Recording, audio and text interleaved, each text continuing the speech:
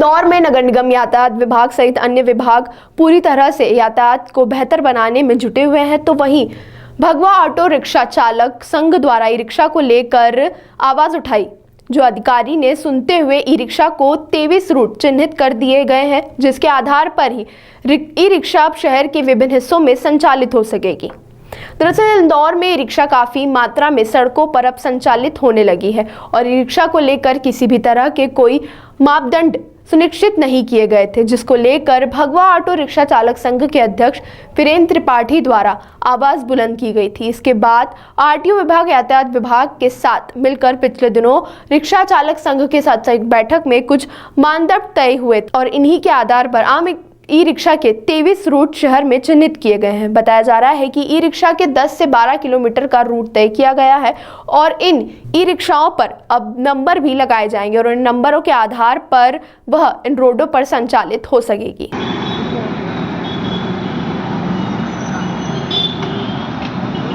देखिए, इसके लिए हम इंदौर के शासन प्रशासन के सभी पदाधिकारियों को धन्यवाद देंगे। आरटीओ महोदय, डीसीपी मनीष अग्रवाल जी और हमारे इंदौर शहर के कलेक्टर साहब और साथ ही इंदौर शहर के लोकप्रिय महापौर जी। और इसके लिए सबसे ज़्यादा धन्यवाद हम हमारे संरक्षक माननीय कैबिनेट मंत्री माननीय श्री कैलाश विजयवर्गीय जी को देंगे, क्योंकि हमारी भगवा ऑटो रिक्शा चालक संघ इंदौर की एकमात्र यूनियन है जो रजिस्टर्ड यूनियन है और जिसमें हज़ारों की संख्या में इंदौर शहर के ऑटो चालक जुड़े हैं।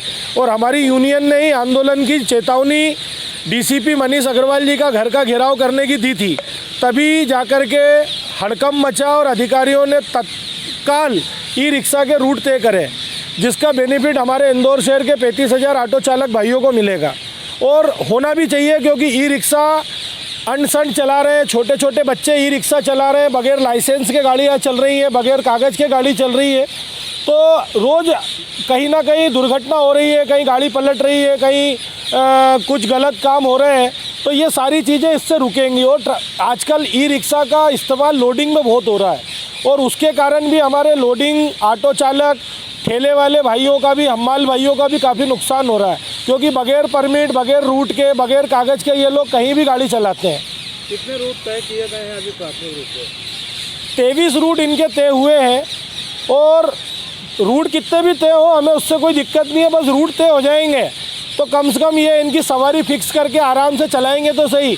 आज ये पूरे इंदौर शहर में कहीं पे भी गाड़ी चला रहे हैं, कहीं पे भी बगैर जगह हर चौराहे पे गाड़ी खड़ी कर देते हैं, गाड़ी हटाते नहीं है, इससे ट्रैफिक का भी नुकसान हो रहा है। आप राजवाड़े को देखिए, रोज़ राजवाड़े की तस्वीरें आ रही हैं कि रोज़ वहाँ पर ट्रैफिक जाम ई रिक्शा के कारण हो रहा है।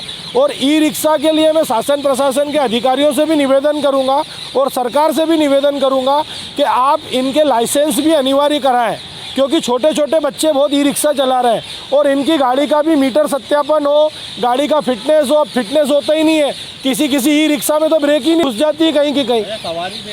सवारी भी इनकी गाड़ी में अनगिनत भर रहे हैं, 8-8, 9-9 सवारी भर लेते हैं। आप देखते हैं आगे ड्राइवर सीट पे भी 3-3 सवारी बैठती है, तो 4 सवारी इनका नियम है, इनके माइलेज में है, इनके कागज़ पे लिखा रहता है कि इनको 4 सवारी की ही अनुमति है, लेकिन ये 8-8, 9-9 सवारी चला रहे हैं। तो मैं शासन प्रशासन के अधिकारियों से निवेदन करूंगा कि इनके ऊपर चालानी कार्रवाई की जाए। आपका नाम? मेरा नाम भगवा ऑटो रिक्शा चालक संघ का मैं अध्यक्ष हूँ, वीरेंद्र कुमार त्रिपाठी मेरा नाम है। और आज हमारे यूनियन के सभी पदाधिकारी और सभी ऑटो चालक बहुत खुश हैं, क्योंकि इनकी रोजी रोटी चली जा रही थी ई रिक्शा के कारण।